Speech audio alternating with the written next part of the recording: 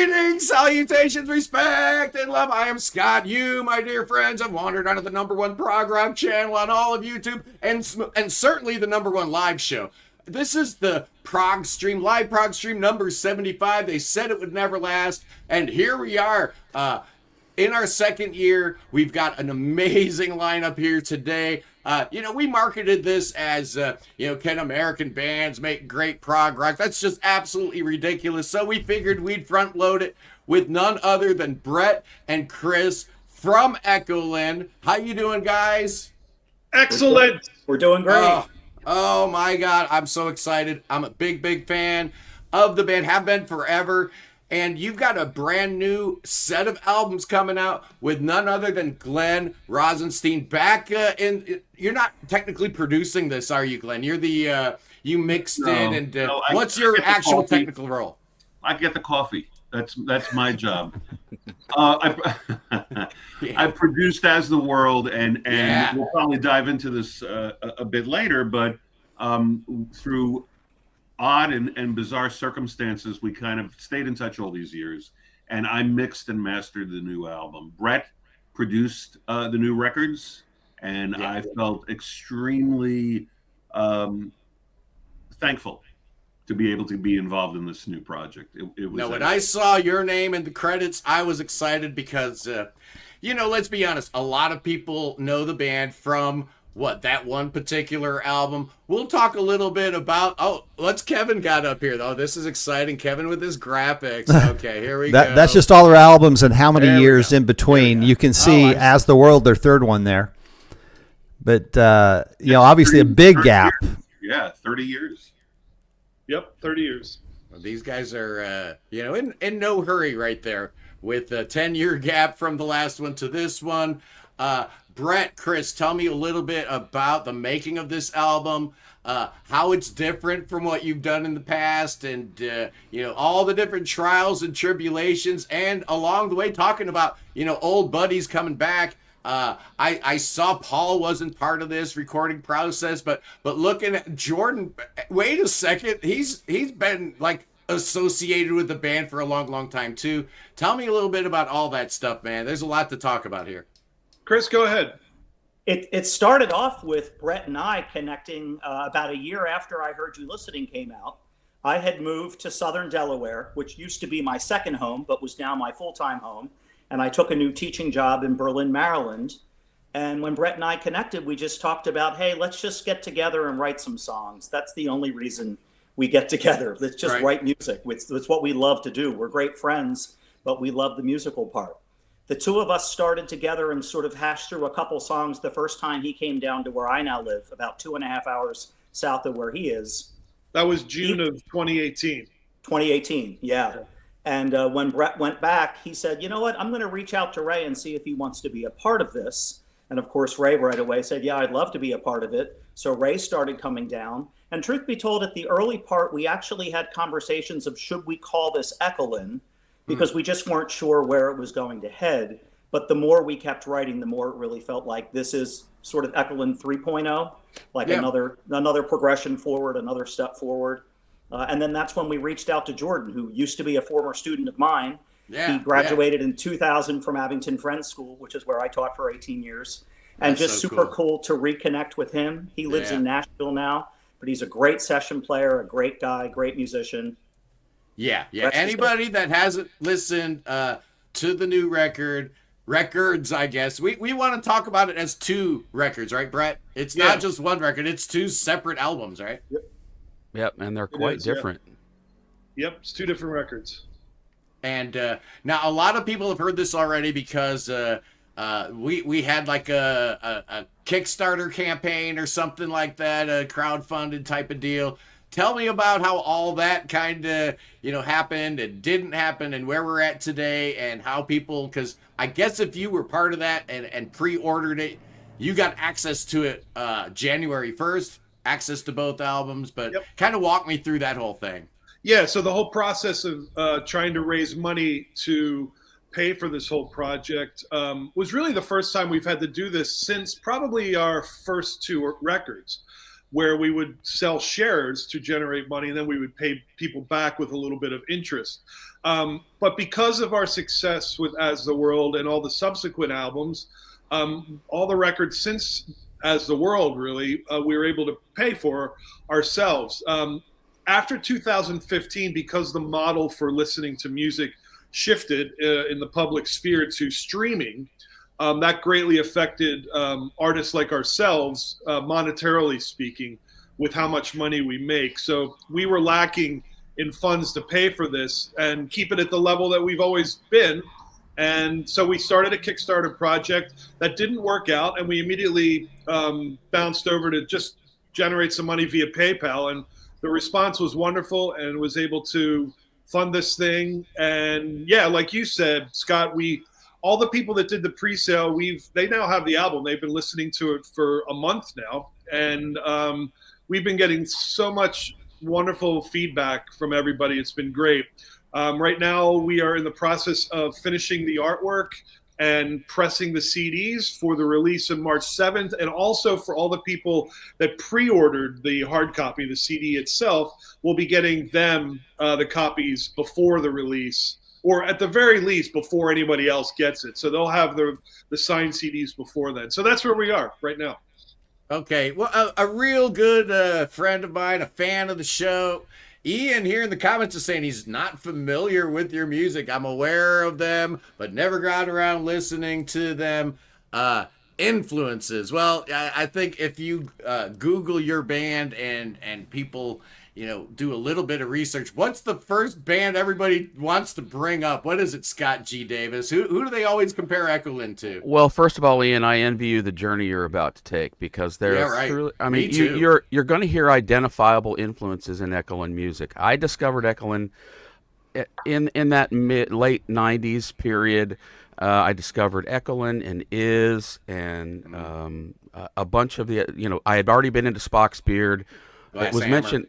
I was Glasshammer. I was a part of the Spock's Beard mailing list in those days, and echolyn was a hot topic then. Echolyn, I guess I'm going to talk about the two new albums as a reference point, because it's a great place to start. For me, Time Silent Radio 2 is classic echolyn in every single aspect. It's very proggy.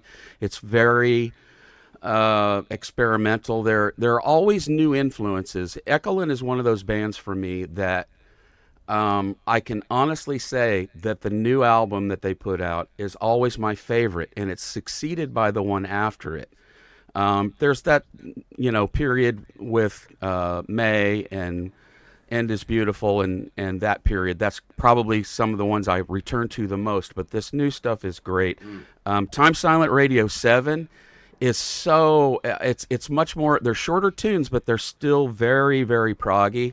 I heard, in my mind, I heard Jellyfish a couple of times on the second CD. I heard, that reminds me of Jellyfish. If you don't know about Jellyfish, it's very kind of airy Britpop with Queen and Zeppelin influences. But Ian, again, if you've not heard echolyn, start your journey with the new albums and work your way back. You will be rewarded with adventurous listening. Yep. Yeah, and you do hear a whole lot of one band. Everybody always mentions the Mighty Gentle Giant when talking about echolyn. And, listening to TSR2 and 2SR7, I don't hear a whole lot at all, man. What I'm beginning to sense is what Chris was talking about, Mach 3, right? Echolyn Part 3.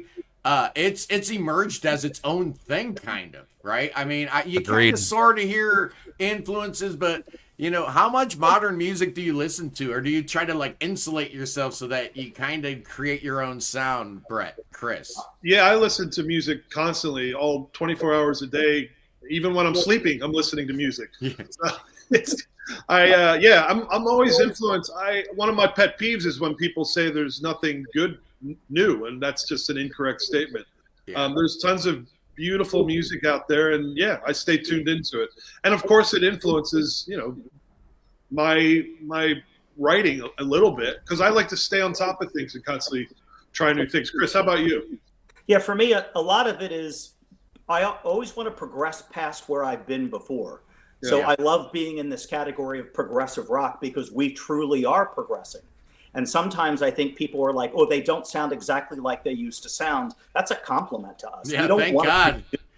yeah, we don't want to be where we've been. Like we want Yeah. to keep moving forward. I think Yeah, the Chris- Gentle Giant reference comes from contrapuntal music. We do a lot Yeah. of interplay with Brett and I, guitar and piano, lots Right. of lines that sort of feed off each other. Our vocals do the same thing. But for me personally, modern classical music, jazz, they're my biggest influences. But like Brett, I'm busy downloading new albums of new bands that are Good. coming out. And I'm also going back and rediscovering things that I'm like, how did I miss this back in 94? Right? Yep.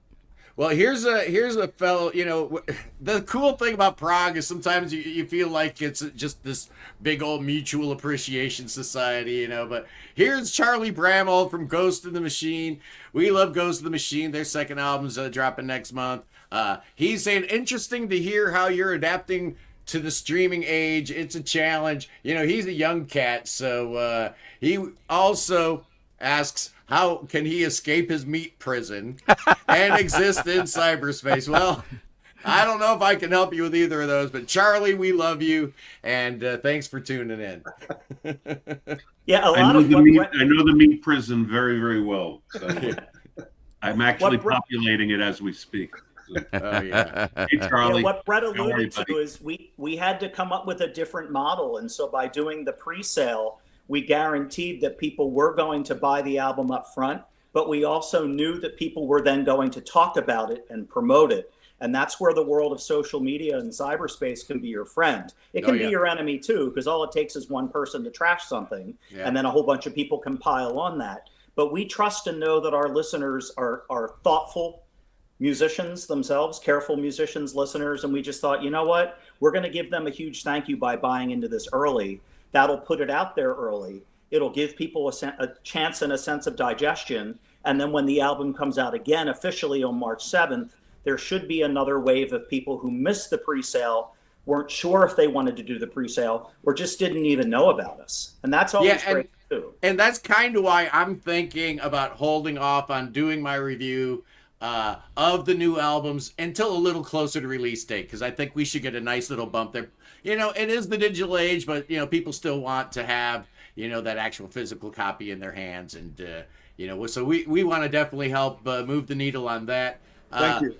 But Kevin, we were talking about playing a couple tracks off of this new album. What do we have queued up first? Are we ready to listen to something now? We're ready. I think we're the first thing we're going to listen to is again. There's the two albums. One of them has 2 songs. The other one has shorter, 7 songs. So this one's going to be "Silent Years." Is the second track on this album. Here we go.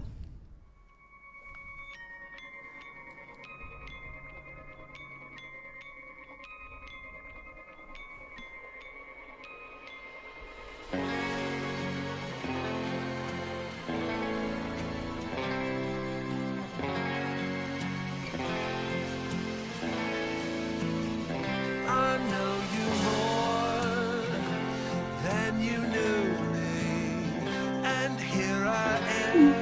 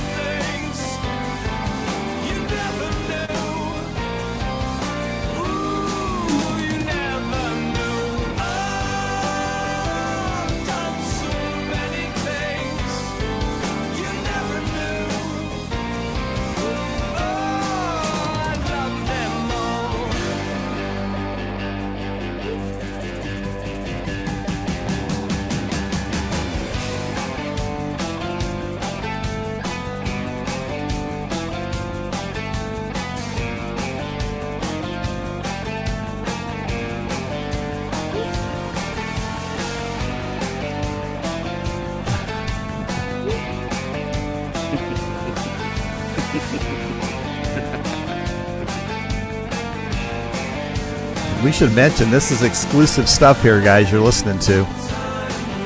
Such a great recording. This is my first time hearing it on headphones, and it's just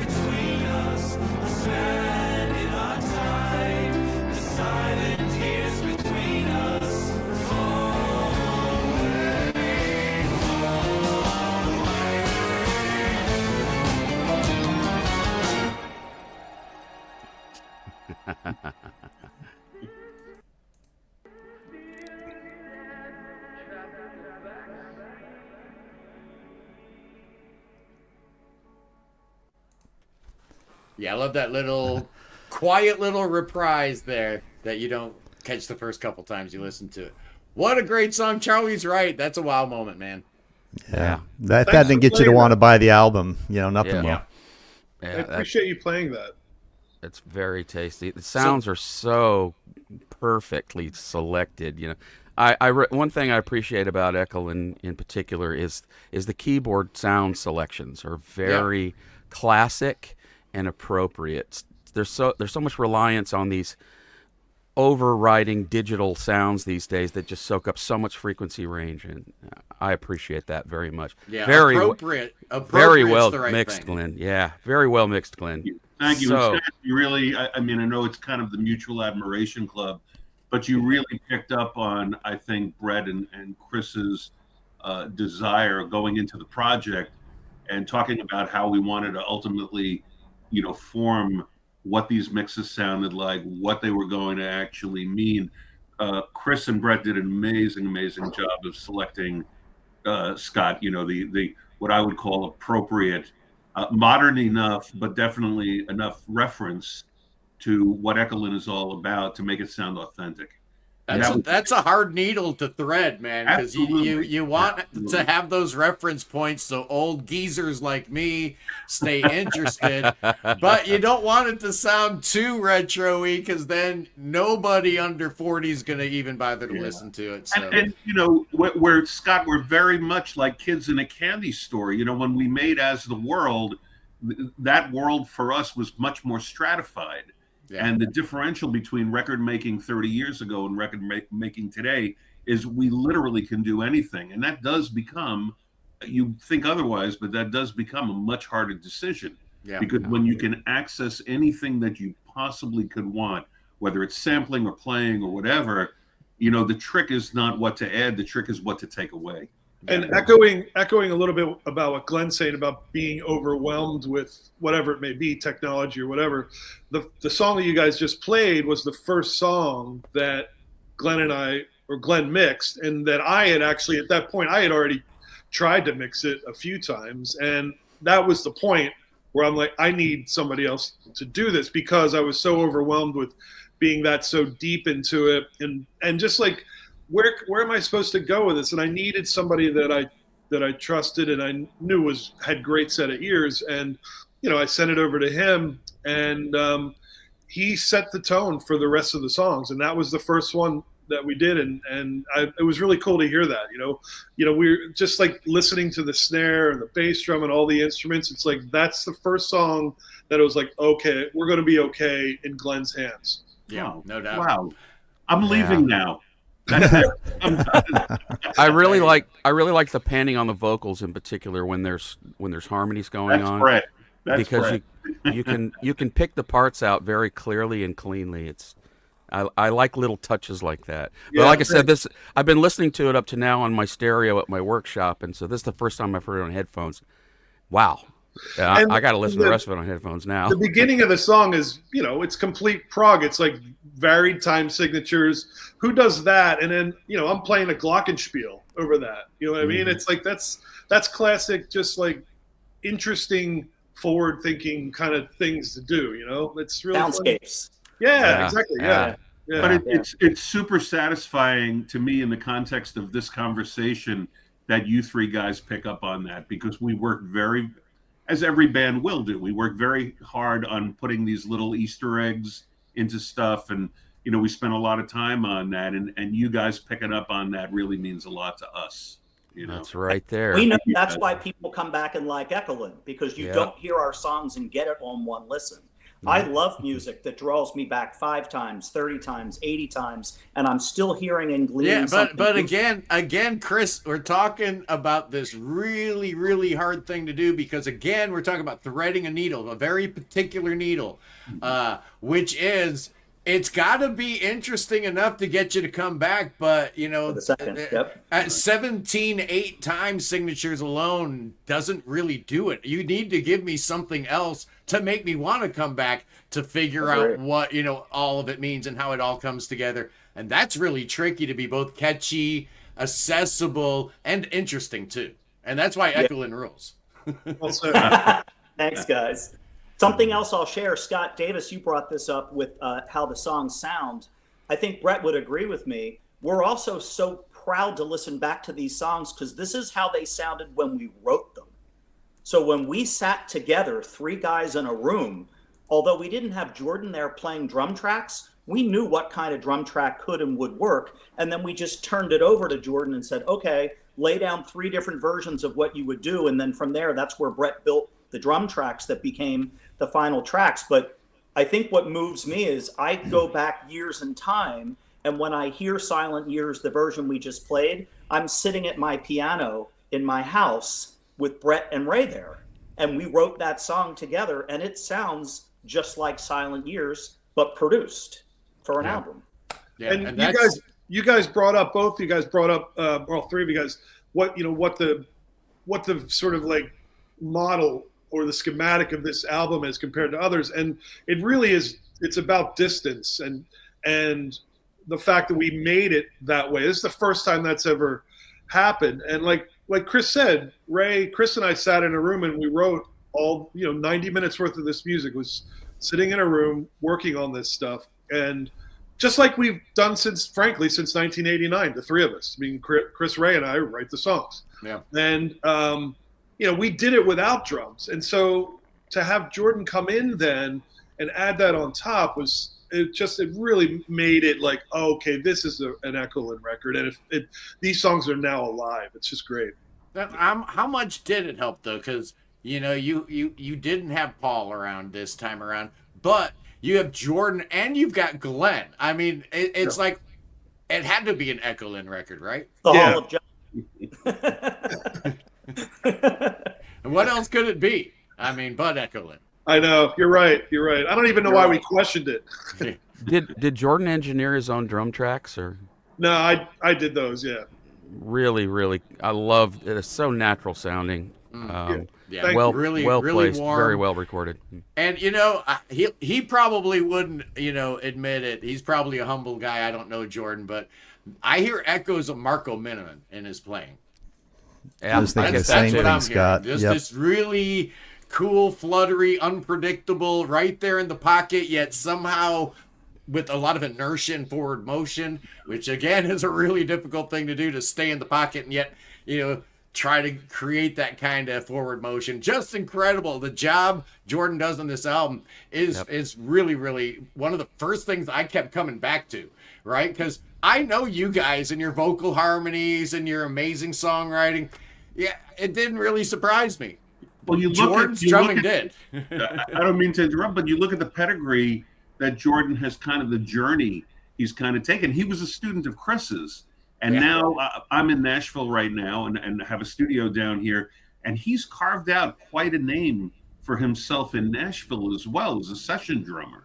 Yeah. So, he's kind of approached it. I don't want to speak for him, but he's kind of approached it in a similar way that I did and in a similar way that these guys did. It's a process. And this particular project has been a really long process. This may be one of, his newer efforts with echolyn, but he's steeped in the tradition. That's that, and I think that's a cool thing. I think it shows up in the project. Yeah, absolutely. And you know what else shows up is every now and then there's a swagger. There's a little bit of groove to echolyn occasionally.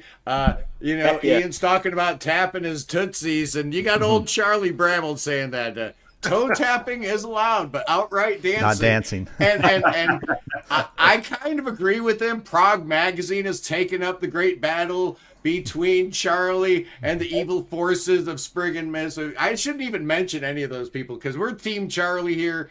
And it all centers around this idea about whether or not dancing is allowed in Prague. So, Charlie, we know how you stand on this.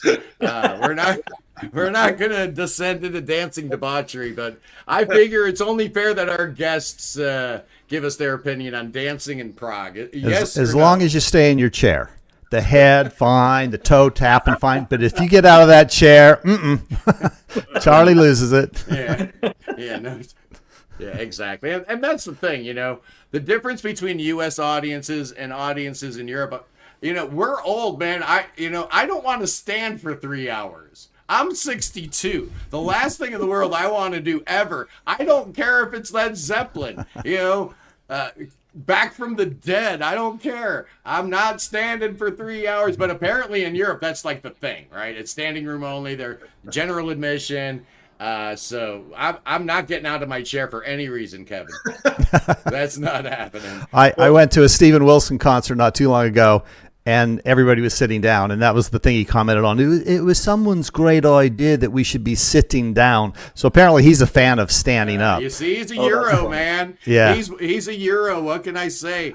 America is winning the battle right now, boys and girls. I know we had Andy Edwards and Jim Newstead on the show, and we did this USA versus UK. Remember that, Scott G. Davis? I remember it very well. And I don't think I performed well for the Yanks. I think I was, the whole fake feud thing with Andy was going on, and I don't think I did my beloved US of A proud at all. I think I let some opportunities slip, not least of which is you look at the last 10 years. There's been more good prog come out of the U.S. than any other nation on earth except Norway. Wow. Facts are facts. Facts are facts. We got you beat, UK. We got you beat, UK. The only one that actually has a case right now is Norway. It's a bizarre world that we live in. But anyway, we listened to Silent Times. We're queuing up a second track. The next song that we're going to be listening to is one called Cul-de-Sacs and Tunnels. I figure before we get to this, you want to give me a little bit of background on this track here before we listen to it, so people know what sure. This is the oldest track. This is a remnant. Is it? Yeah, it's a remnant from probably 2014 or 15. I was going to put it on my solo album in 2016 or 17, and I had Chris to my house to play piano on it. And the piano that you hear on this track right now is the actual track that I cut that formed the basis, the backing, basically the basic tracks for the whole album. And we built upon his performance and just stripped everything away. And I started over, and Ray added vocals, and his bass, and we had Jordan play drums, and it all came from Chris's part based on a song that I showed the band many years ago.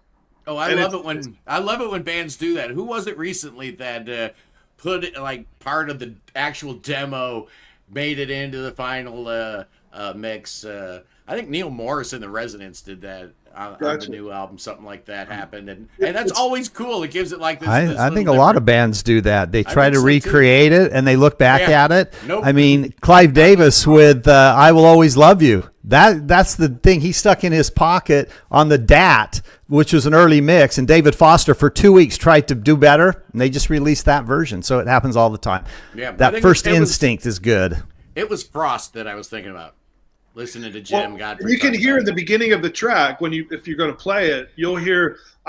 Chris came up at the end of his school year, and we tracked it. I had the window open right next to I have a full upright Bonds and Ivers old piano from Boston, and he played on it, and the window is open, and you can hear the insects on the microphones. Oh, cool. And it's all real, and it's there, and it's annoying, but it kind of is cool too at the same time.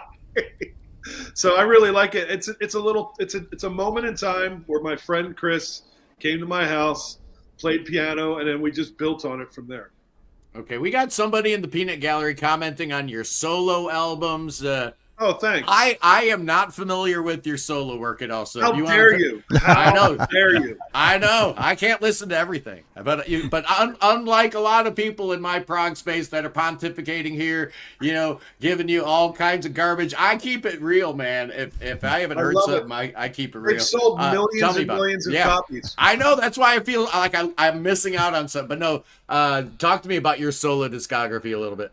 Well, I have 3 out from 2002, 2008, and from the one that Chris came up and played keys on, and that's called Open Skies Exploding. His piano's on that album, and it's a great record. I'm working on another one right now too. It's funny because sometimes I'm always working on music, but if I'm hanging out with Chris, he and I are going to work on the songs together, which is great. Right.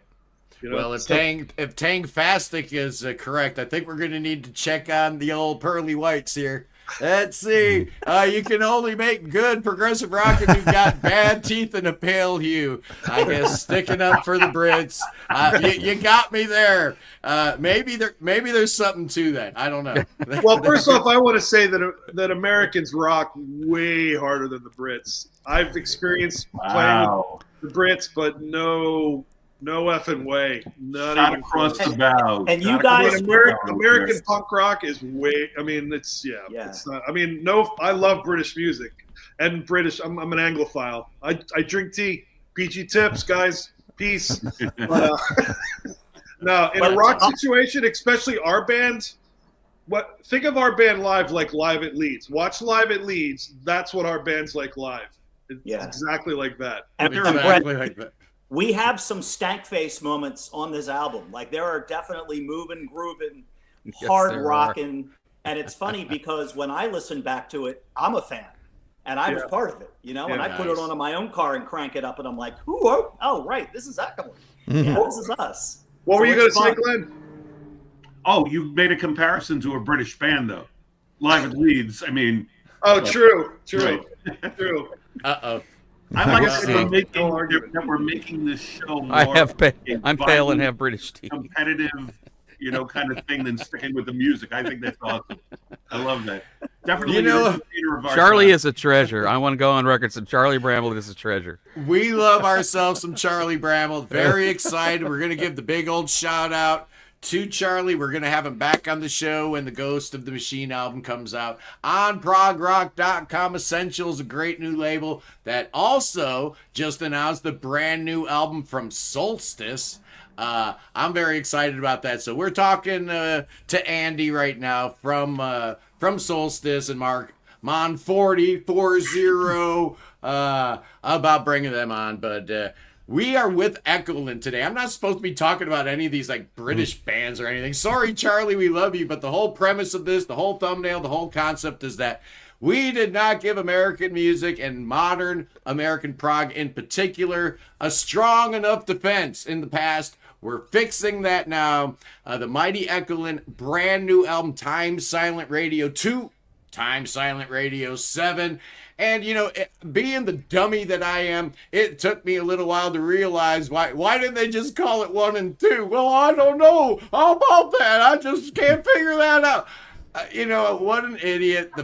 Time Silent Radio 2 has 2 songs on it. 7's got 7 songs on it. Hello.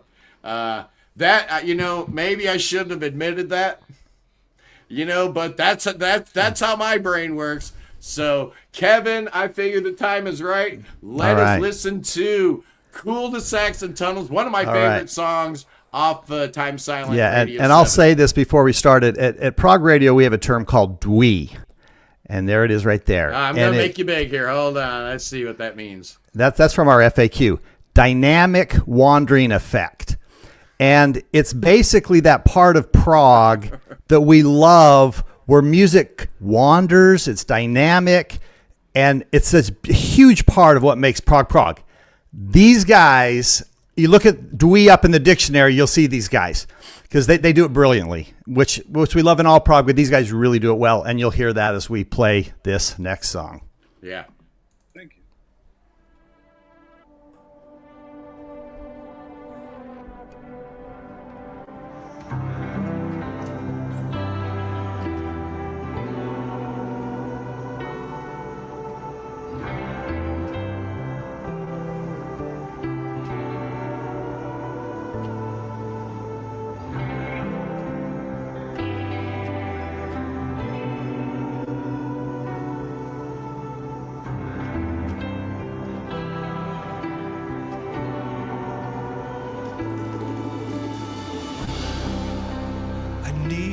Day to shine. I need this to be over.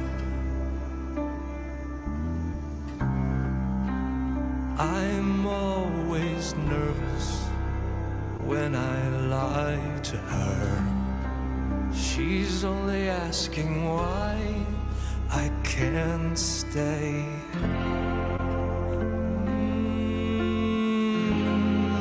For a big fall, still burning bright, yeah. I am holding on to that feeling. I am holding on to that feeling. The strangest days they tend to spill when she doesn't sleep. She's afraid of everything, then doesn't speak. Waiting, watching, hiding in the hours. Holding, hoping, hiding in the hours. Headed for a big fall. Still burning bright. Yeah.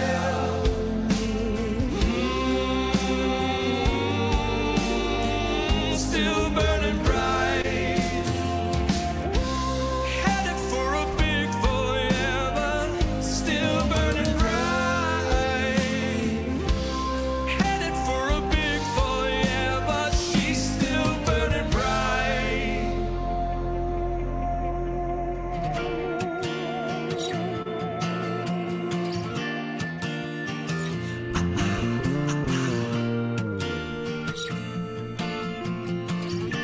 Dwee at its finest.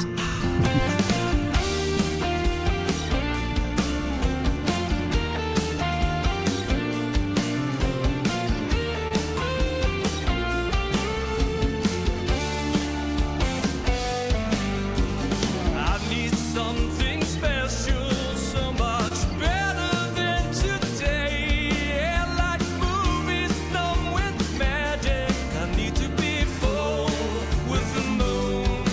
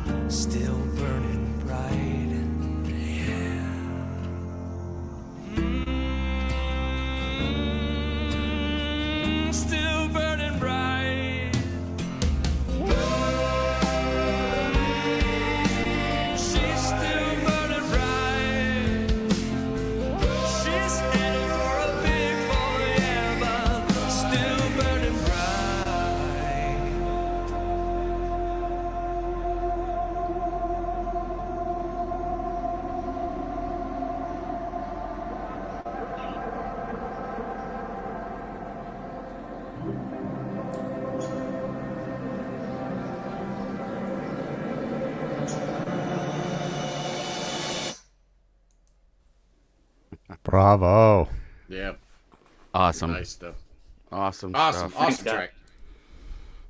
I love that It's song. it's so much fun to see not only you guys but the commentary going along the side. Right? I mean, yeah, I don't care what anybody says, man. I'm always going to pay attention to the live feedback because that's invaluable, man, you know, to actually get the people's opinions in real time. You know, they actually have to take their time. It's unsolicited. You know, no one's telling them to comment, but they do, so it means a lot. So Well, I thank you for appreciating my game plan, Glenn. Oh, absolutely, my friend. And what's great about it is, you know, your listeners are absolutely picking up on the game plan, you know, on our side of it. I mean, that connectivity right out of the box is very, very encouraging. I wasn't part of the entire process. I was, you know, more part of the end, but we put an enormous amount of work, effort, and energy into it. And to get the little pat on the back, especially from your listeners and guys like you who listen to this all the time, it's very, very meaningful. So thanks for that. Man, we're having a good time. We got the mighty echolyn with us, Brett and Chris. We just listened to the second of two songs that we have planned to play today. I would love to play something off of TSR 2, but like we said, only 2 tracks on there, and one is 27 minutes long. Water 29 almost. What's the total? It's almost 29. It's insane. Oh man, it is so good. But the both tracks are really, really great on there. So if I had my druthers and we had, you know, time, we would have played those two. But you know, I need to keep the imagination going. Imagine, if you will, boys and girls, May a little bit more sharply focused. That's kind of water in our hands. And the first song, man, Time Has No Place. It's kind of an outlier in your catalog. Tell me a little bit about the first track on TSR2. I've been listening to this nonstop, and this track just is so well composed, man. Talk me through how that track was developed. Chris, I'll jump in and then you can take over, because this was one of those ones, like Water in Our Hands. It started with the piano part that Chris had. And with Time Has No Place, Chris will say, you know, he was like, hey, I got this idea for a beginning part, and I'll let you take it from there. Yeah, I think a lot of it was just, again, the 3 of us in a room together working on song ideas and playing each other snippets of ideas that we had to sort of say, do we want to jump on this horse and ride it, or do we want to leave this one in the stable? And when we got to Time Has No Place, although I had the opening idea, we didn't have the rest of the song. So by putting 3 people in the room together who have our 30-plus year history, that opening idea became not just a spark, but a catalyst for where that song would go. Yeah. And Brett, I think I can honestly share with these guys, multiple times in the process of writing that song, we looked at each other and said, this is one of the best things we've ever written, because we all knew we were on the edge of our own seats, going somewhere very different and unique than anywhere we had ever been. Yeah. And this was the last one that we actually wrote, that completed. And this one really was a distance thing where we were writing parts of it together, but at the same time, we were arranging it separately. Like the verse, when the verse comes in the beginning, that was just something that I extrapolated a cool little ascending line that Chris had on the piano earlier, and I turned that into a chord sequence for the vocals. And Ray and I wrote that, the lyrics, like sitting there looking at each other. And it's just one of those things that just kept developing. Like I remember saying to Chris, I'm like, all right, I'm here with this.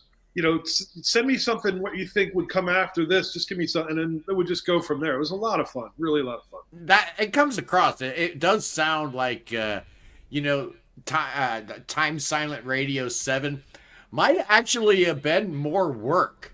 Yeah, whereas, you know, the longer tracks, it sounded like you guys were just having a blast, just trying different things out. Scott, that's a great point, and you're right.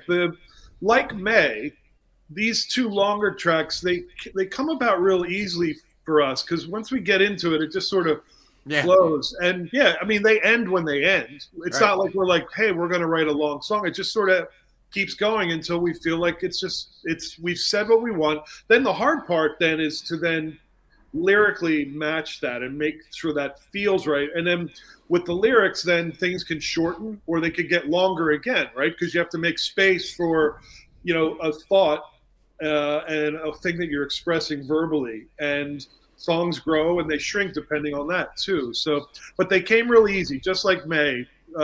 Just a very smooth, highly enjoyable process. Yeah, good point. And it really sounds like it. It really comes through. There's a lot of joy in it.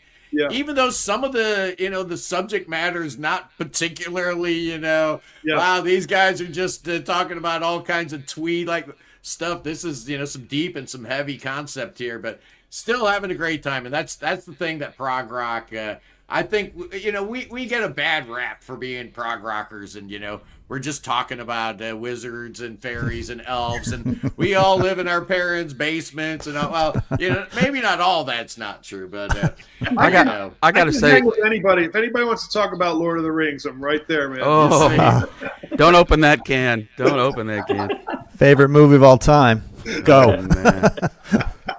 You see, we all have a little bit in us. We might not all be Dungeons and Dragons or Tolkien, but somewhere in what's it for me? Oh, oops, Star Trek. Oh yeah, you got me there. We're all nerds. We're all nerds somehow. Somehow, some way. I got to say one thing I really did enjoy while we were listening to Cul-de-Sacs and Tunnels. I was asked last year by somebody in Germany, I think. They asked me why I make records, and I just said point blank, because I want to hear them. Yeah. And I was watching you guys while we were listening to that, and it's clear that you are thoroughly enjoying listening to this, and that is so inspirational to me as an artist. Glenn was all frozen there. Is he frozen for you guys? No, he's there. He's moving. Okay. I'm back. Anyway, I really I love that, because not all artists love their own music. I read an interview with Neil Peart where he expressed that after he was done with a record, he never wanted to hear it again, and I thought that was very sad. You, Chris, and Brett clearly are enjoying your music as much as I am, and that's very inspirational. It's still fresh. Neil couldn't stand Getty's voice either, apparently. It's still fresh. I joke, people. No letters. That's right. The songs are still fresh for us. Plus, this added bonus of being able to share it, as being sort of like the final phase in a songwriter's construct is great. I mean, being able to share it, watch you guys that's the coup d'etat. It's a cherry on the cake. It's the best. It's awesome. We've all done a lot of records in the course of our career, and I'm so glad to hear that you guys have picked up on the joy that we had making this project. It really, I've done over 300 albums over the course of my career, and I will tell you this is certainly within the top 3-4 records that I've worked on. Wow. If not for any other reason other than it was such a pleasurable experience. And, I've said this before in other interviews, I am beating on Brett and Chris to continue the momentum of what was created. I don't have 30 more years, I also want to 30 years. I also want to point out what Ray is doing. Oh yeah, Ray's not here, by the way. I think we should take some cheap shots at the bass playing on this album. No, I think it's second rate, and I think it's second rate. Dude should be fired immediately. His singing's all right, but man, dude should learn how to play that there bass guitar. No. Cul-de-Sacs and Tunnels. Cul-de-Sacs and Tunnels is a very his playing throughout both of these albums is immaculate. Tasty. But very he's good. I'm going to use the word appropriate again. It's just so tastefully chosen notes, and the tone is awesome. And again, Glenn, your mix, it's stunning. It's really stunning. Hearing it on headphones is awesome. That happened without these guys.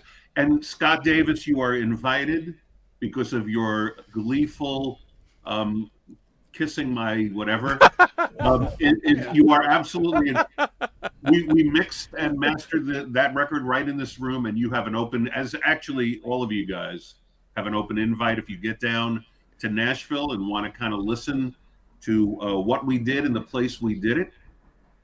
Make yourselves at home. We'd love to It's There you not go, that Scott. far a drive. Be careful. It might be worth it to run up It's there, not see that what's far going- from here. That's right. That fourth Mythologic album ain't done yet, is it, Scott? It's brewing as we piggyback- speak. Something that Brett said earlier, which Glenn, again, thanking you publicly, but the time element was huge in the making of this album because of the distance we all have from each other. And so whether it was Brett and I uploading files to Dropbox, sometimes just sending texts of here I am at my piano trying a part out, is this going the right direction you pictured or not? And then Glenn being kind enough to realize we all still work a day job. So for us to take off work is difficult. We all took a Friday off and went to his house for the long weekend, and were able to just stay at a Red Roof Inn nearby and spend long 8-9 hour days sitting in his home studio, mixing and mastering this album. I mean, that again goes back to why we do this, why it matters to us, and why we now want the world to hear it, because it was a joyful process, even though we had a lot of hoops to jump through, including the whole COVID mess. Like, we couldn't see each other sometimes for 6 or 8 months when COVID hit, because we were out of state from each other. And so we were trying to follow the rules and say, okay, well, if Chris is in Delaware and Brett and Ray are in Pennsylvania, we're not really supposed to be crossing the borders of those states to go write music together. So and that, I think, was problematic for a lot of artists. But you know what we've been seeing, I think, as fans of progressive rock, we have been the beneficiaries of some of that pent up amount of music and awesomeness that couldn't get its way out into the marketplace, or even if it could, the market had shifted so much that labels wanted to hold stuff back, that we just got inundated with greatness. I don't care what anybody says, man. 2023 and 2024 were two of the best years ever for progressive rock. And a lot of it. and you know what, my brethren, my prog rock brethren, there is absolutely no reason to anticipate 2025 is going to be anything but that. I just got my filthy little hands on the brand new Dream Theater album. Wow. Have you heard all of that, Kevin? I have not. My hands are clean. I knew I was special. I'm not supposed to talk about it at all. But, oh my goodness gracious, Steven Wilson's got a new album coming out. Pattern Seeking Animals, whom we will have on the program February 16th. IQ just announced March. IQ's got... Can't wait for that one. Yep. It's just insane, the amount of good music. Great music to anticipate. And, at the very, very top of that list is echolyn. And Brett...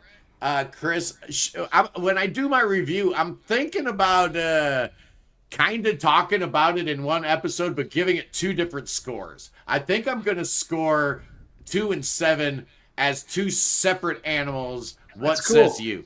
Yeah, that's a great idea. Very I like good. it. Well, they released it as 2 albums. Yeah. I mean, they didn't do a double album. They're blowing all our minds the way they did that. But so, yeah, that's how you should do it. It wouldn't fit on a double album. Vinyl, definitely not. And it's just, for me, 90 minutes of music it's just too much music for just to hand out as like one thing. So it just felt better to do 2 45-minute chunks, that kind of a thing. People have always asked, like, are you going to put this out on vinyl? It wouldn't be able to. We have a 29-minute song that won't fit on a side of vinyl. That's the problem. If you had like a real come down close to the edge section, right? You could cut. You know what? You could cut right in the middle of that. I get up. Thick I as get a brick. down. You could cut. Yeah, exactly. Nobody would care. Well, But there's Glenn and nowhere to cut and water in your hands. No, there isn't. Glenn and I were joking. We write the hair that lost his spectacles section. There you go. There you go. That'll do it. Now I water in your hands. The radio edit. Yeah, that's 21 minutes long. It's funny that you bring that up, Scott, because that was another conversation that I've had with Chris and Brett about the concept of the last 7 some odd minutes of that tune possibly being released as a single of some sort as well. Yeah. There's something so powerful, and not that my opinion counts, but that is my favorite song on these 2 records. And just to kind of get that thing out there might be fun, but that could be a solution as well. And the good news is they're the label, so they can do whatever the hell they want. Exactly. To. And that could be like an on-ramp or a calling card for someone who sees the daunting 29-minute number and says, I just don't have time to give that a chance. Yeah. Well, maybe you could give something that's 6 or 7 minutes long a chance, and that'll pull you into the fact that a 29-minute song is not something to be scared of. People read novels all the time. That's right. So it's one of those things you just have to get welcome and accustomed to that. And like Brett said, we didn't write it to be 29 minutes. Right. We just wrote it to be our next song, and it happened to take 29 minutes. But to write. it just shows even a fan base, even a subsect is as okay with the 29-minute song as prog rock fans are. You still need to give them a reason to spend 29 minutes of your life to one song, right? You just do. You got to give them value. You can't be cheating them with a bunch of garbage. This is an amazing record. Time Silent Radio 2, Time Silent Radio 7. What's the actual release date on the CD, guys? March 7th. Oh, I got March 5. 5th. But they're saying the 7th. It's exactly 30 years to the date of when we released As the World with Glenn. 30 years. Yep. Wow. March 7th. Wow. But if That you is point awesome. yourself to our echolyn website, www.echolyn.com, this Friday, which is February 7th, there will be a live pre-sale happening through Bandcamp and iTunes, CD Baby. Brett, I think Bandcamp might still do their Bandcamp Fridays as well. So that'll they do. piggyback on that because that's the first Friday of February. Yeah. But that'll Okay. give people an opportunity who haven't purchased the album yet to get in on a pre-sale so they can have that coming their way come March 7th. And the good news is, boys and girls, that link is already in the description of this video. So when you're done watching this, go to that description. There's a link to echolyn.com. You can go right on there, pre-order the CD. That way you can get your filthy little hands on it. I'm telling you, you want this thing. It's absolutely do. amazing. Really, you really do. strong work, guys. Thanks, so man. proud. Thank you so much. Yeah, we really appreciate it. Glenn, great seeing you. All you Scots, great seeing you. Kevin, thank you. Great to meet you guys. Well. And this is awesome. Thank you. Thank you for the time, man. No, anything new going on at Prog Radio this week, Kevin? Here's all I want to say is, a lot of people who tune into this channel and tune into Prog Radio, they got into prog in the last 10 years. They weren't here. You guys have 9 albums. So get these 2. You're going to love them. And then you've got 9 albums that you get to go back and enjoy. So you guys have been vacant during this big, this big taking off of prog. So that's great. You got this album coming out. They can go back. Other second thing I want to mention real quick, a reason you want to watch the Prog Corner is almost a year and a half ago on this channel live, when Mike Portnoy announced he was leaving, he was going to join Prog Radio, Here we go. on that day, Here we go. I predicted, you know it's coming, Scott. I do. said Neil Morris's next drummer is going to be Chester Thompson. Here we are, a year and a half. He hadn't even had lunch with him yet when I made my prediction. 2025, Neil has said he's going to be working on, he's got something coming out with Chester. The final thing I'm going to say, I'm just going to put this slide up because I worked on it and we didn't talk about it. Prog Radio, 60 countries. UK's got 26% of our bands, but USA's got 17% of our bands, and a lot of amazing US bands, including echolyn. Yeah, of course. Absolutely Of course, the mighty echolyn. In case you hadn't noticed, Brett had to sneak off. He did tell me ahead of time that he had to leave right at the hour mark. So that's a good reminder. And, my wife is not unhappy with this turn of events. Actually, she likes it to keep the run times a nice, pithy 60 minutes. And I know some of you guys do too. But anyway, Scott G. Davis, what's going on with the Myth of Logic 4? Where we stand? Give me an update. Writing. I'm going to use today to talk about it just for a moment, if you wouldn't mind. The new album's going to be called Keep a Silent Watch. Woo. And it's another concept record, and it's very dense, and I'm really excited about it. So, yeah. There will be live drums on it. Yeah. Yeah. That's about all I can say at this point is the title, and yeah, but Nice. Cool. Chris, I want to say to you again, thank you. Absolutely. Yeah. I try to divorce myself from new prog and only concentrate, particularly when I'm in writing mode, on the classic stuff that I really take to heart. And it's so wonderful that you've unleashed these two masterpieces on the world. So thank you from me personally. I love them. Well, Fantastic and thank you guys, stuff. I mean, for taking the chance on us and still believing in us. We got nervous a couple years into this process. What if this doesn't come out in year 5, 6, or 7? And it didn't. It came out in year 9. We just had to keep saying to ourselves, we do this for ourselves first, which sounds selfish, but at the end of the day, that's why we write music. We love writing together. I agree. And then we also realized the timeless nature of once you put something out, it's out forever. So we had to make sure it was exactly what we wanted. By reconnecting with Glenn, that was an awesome opportunity to hit the 30-year anniversary, which was just serendipity in itself. And to also be able to say, you know what? Glenn's as excited about these songs as we are.